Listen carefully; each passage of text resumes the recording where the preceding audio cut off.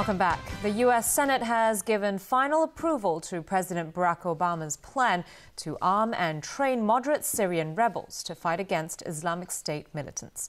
Alan Booknear reports.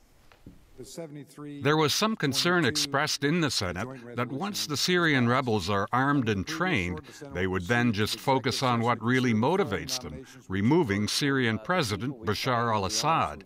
Even those in favor admitted that could happen. I would say there's nothing we can do in this area without some risk. But when you tell me there are no Syrians that you believe exist that would fight against Assad and ISIL, I don't believe you quite understand what's going on in Syria. In the end, the motion was passed by a relatively comfortable margin of 78 to 22. But it could be a year before the newly armed and trained rebel force is ready for action.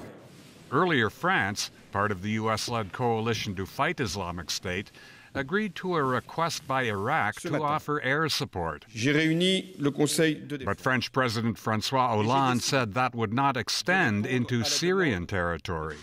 U.S. President Barack Obama welcomed the news. Our efforts against terrorism, and we're pleased that French and American service members will once again work together on behalf of our shared security and our shared values. More broadly, more than 40 countries, including Arab nations, have now offered assistance as part of this coalition. In a chilling development, Islamic State released another video of a captured journalist. He identifies himself as British citizen John Cantley, who's worked for the Sunday Times, The Sun, and the Sunday Telegraph. In the video, he criticizes the war on Islamic State. Cantley admits he was forced to make the statement. But seeing as I've been abandoned by my government and my fate now lies in the hands of the Islamic State, I have nothing to lose.